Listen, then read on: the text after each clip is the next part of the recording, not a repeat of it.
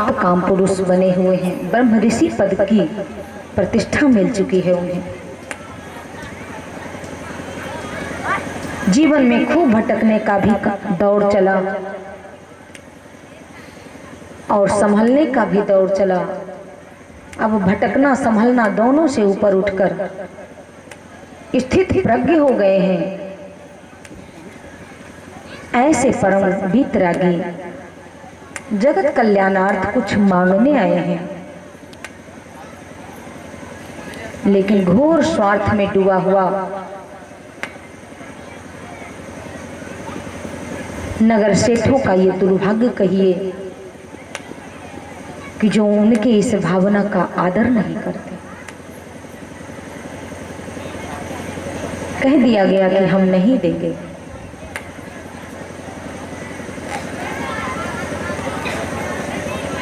दो टोक जवाब दे दिया।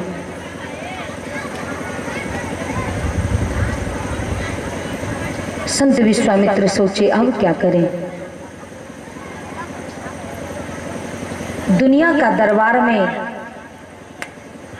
लोग खाली लौट सकता है, लेकिन इस ईश्वर के दरबार में खाली अगर लौट जाए तो फिर कहाँ शरण मिलेगा। पिता होने के नाते, राजा होने के नाते राजा के मन में स्वाभिमान होता ही है, अभिमान होता ही है। वो भिखारी की भाषा को नहीं ही समझते। हालांकि वो राजा ऐसे नहीं है, वो राजा केवल पुत्रवत प्रेम रखते हैं, लेकिन उनका प्रेम अलौकिक है। उनका प्रेम प्राणपन से राम के चरणों में है। इसलिए वो कहते हैं राघव को मैं न दूंगा, राघव को मैं न दूंगा, मुनिनाथ मरते मरते, मुनिनाथ मरते मरते,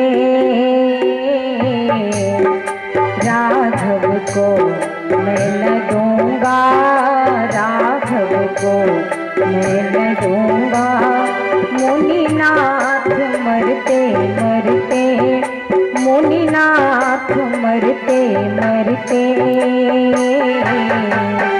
राघव को मैं न दूंगा, राघव को मैं न दूंगा, मुनिनाथ मरते मरते, मुनिनाथ मरते मरते।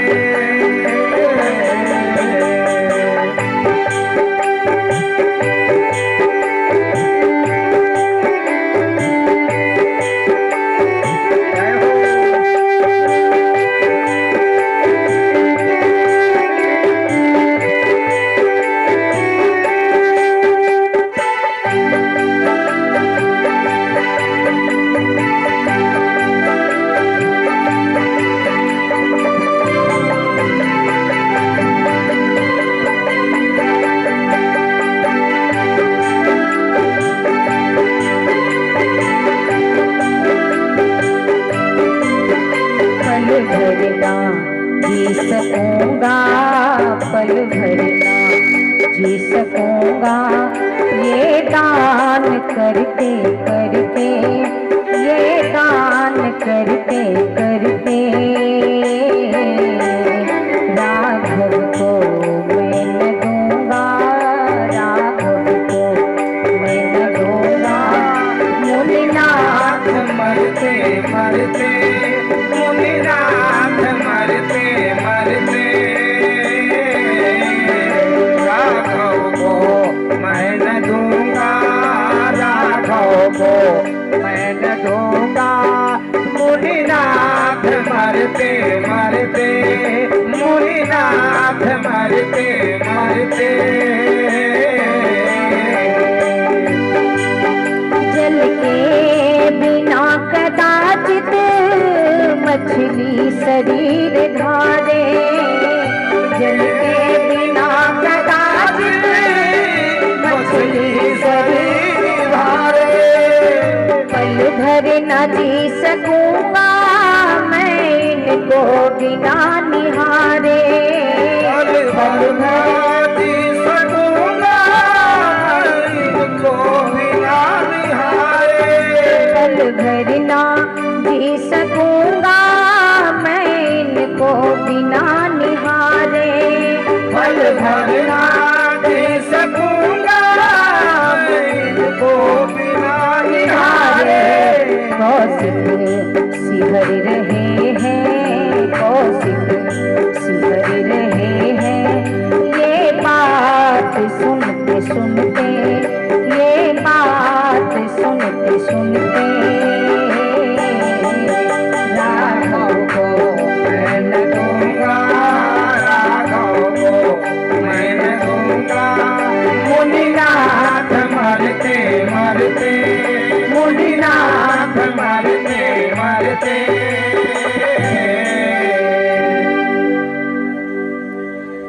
जल के बिना कदाचित मछली शरीर धारे, पल भर न जी सकूंगा मैं इनको बिना निहारे।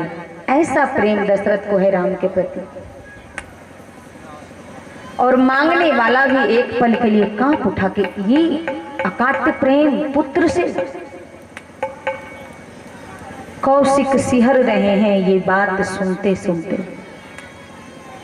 ये प्रेम तो भगवान से भक्त को होता है, पुत्र से पिता को ये प्रेम। लेकिन प्यारे,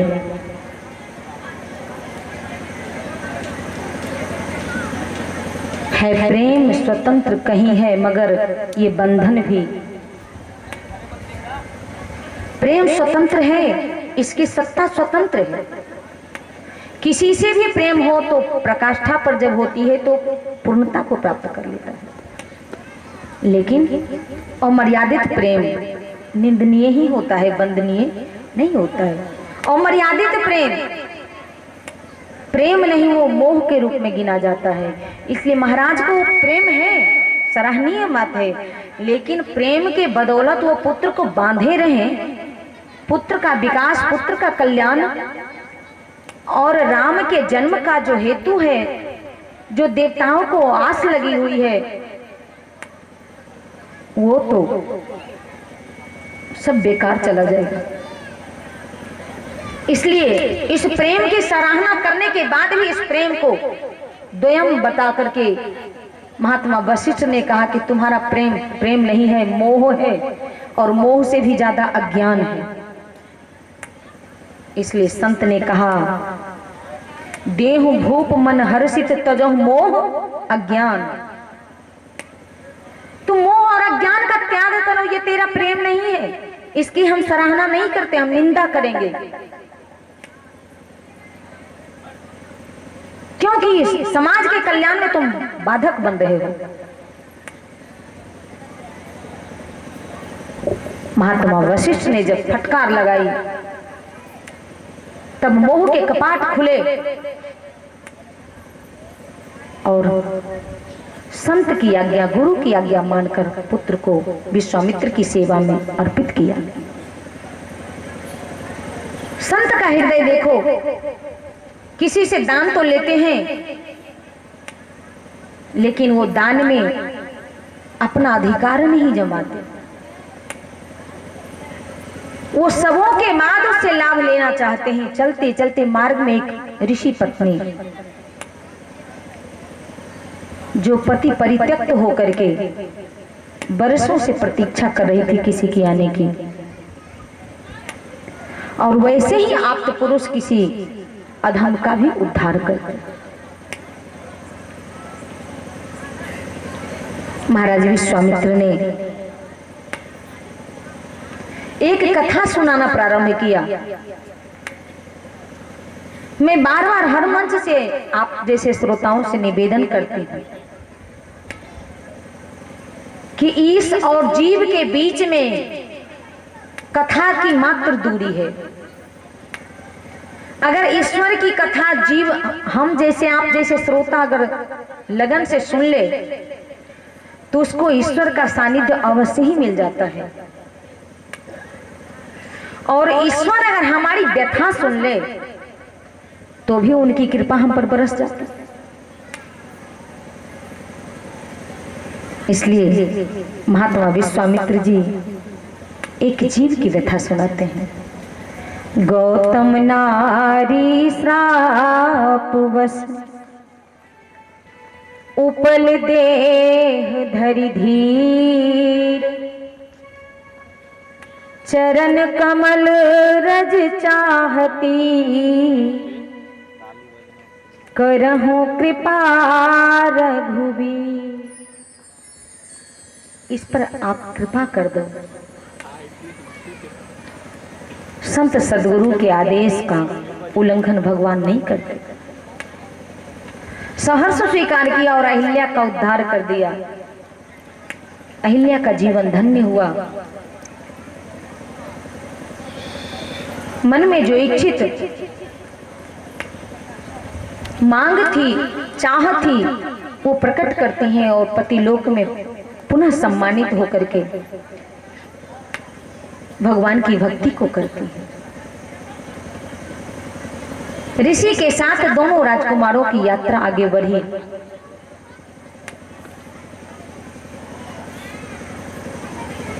कल मैंने आपसे निवेदन किया था, भगवान ने तारिका का उद्धार किया,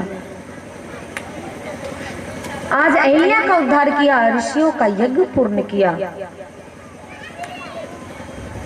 तो केवल किसी को मारना और तारना ही ये तो छोटा सा काम है। आप यहां से करपी जा रहे हो तो रास्ते में कहीं आपको शीशा दिखाई पड़ जाए, शीशा का बहुत ज्यादा टुकड़ा बिखरा हुआ है, तो अगर आप मानव हैं, ये चुनौती नहीं है भाई, बुरा मत मानेंगे, लेकिन आप मानव हैं, आप में मानवता जिंदा है, तो यात्रा छोड़कर पहले शीशा को बटोर कर फेंकेंगे। इसलिए नहीं कि हम देख लिए बच गए तो चलो कोई बात नहीं, इसलिए कि पीछे से आने वाला हो सकता है किसी का पैर में ये नुकसान करे।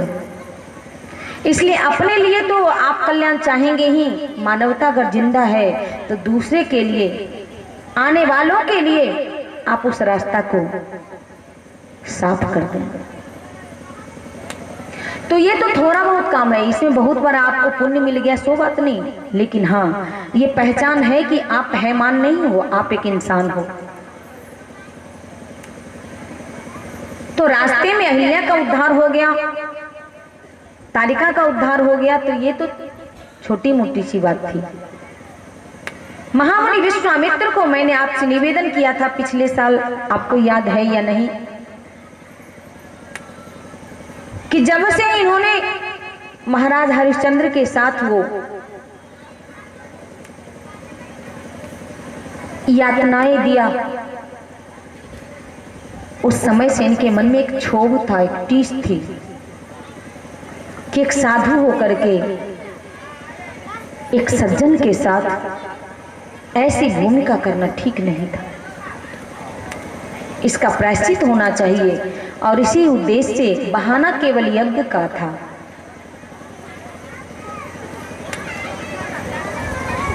लेकिन मुख्य उद्देश्य था कि जिस राज्य के राजा को, रानी को और राजकुमार को हमने खूब परेशान किया, अब उसी के राज्य के राजा को महारानी से मिलवाकर पुनर्राम राज्य की स्थापना करें, तभी इसका प्रायश्चित होगा। इसलिए दोनों राजकुमार को मांग कर ले चले थे। मिथिलेश की राजधानी में पहुंचे हैं महामुनि विश्वामित्र। नगर के बाहर ही एक बगीचा का आश्रय लेकर दोनों शिष्य के साथ विश्राम कर रहे हैं। नगरवासियों ने जाकर के महाराज जनक को सूचना दी और मिथिलेश्वर ने आकर के महर्षि विश्वामित्र जी का खूब सत्कार किया और नगर चलने की प्रार्थना की और अपने राजमहल के बगल में ही एक बड़ा सुंदर आश्रम की व्यवस्था करते हुए दोनों राजकुमारों के साथ महामुनि का निवास स्थान दिया। संत विश्वामित्र त्रिकालज्ञ हैं, साधक ही नहीं सिद्ध हैं, महान ऋषि हैं। समाज का कल्याण कैसे हो, दिन रात इसी की चिंता में रहने वाले संत, जिनका नाम ही विश्वामित्र पड़ गया, जो केवल गांव का कल्याण नहीं, राज्य का कल्याण नहीं, देश का कल्याण नहीं, पूरे विश्व के कल्याण की कामना। इसलिए हम भारतीयों की आज भी घोषणा होती है, विश्व का कल्याण हो।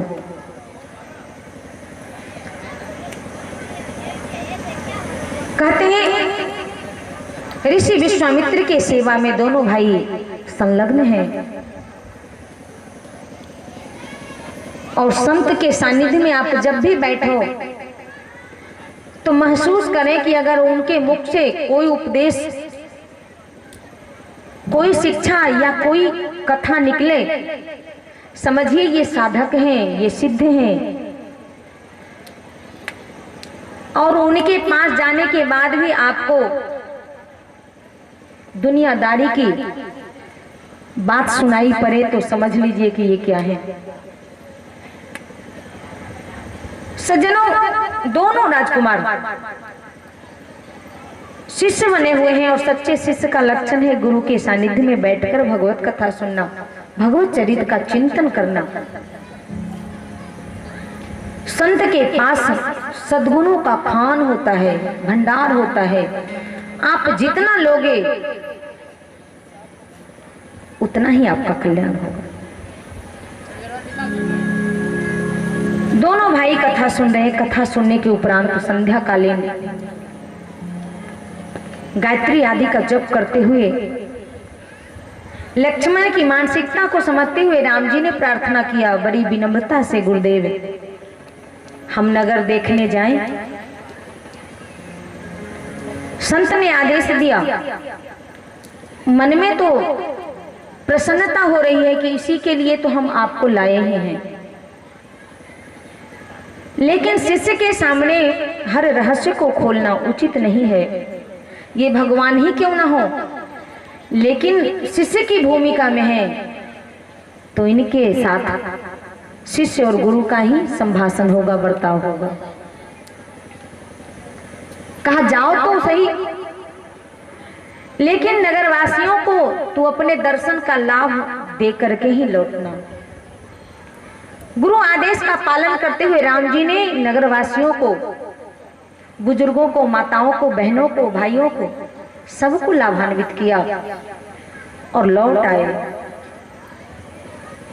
पुनः रात्रि विश्राम होता है, गुरु चरणों की सेवा होती है। मीरा कहती है कि जिसको संत चरण में लगन लग गया उसको संसार के बंधन का कोई डर नहीं। गुरु चरणों की लगन मोहे लागी,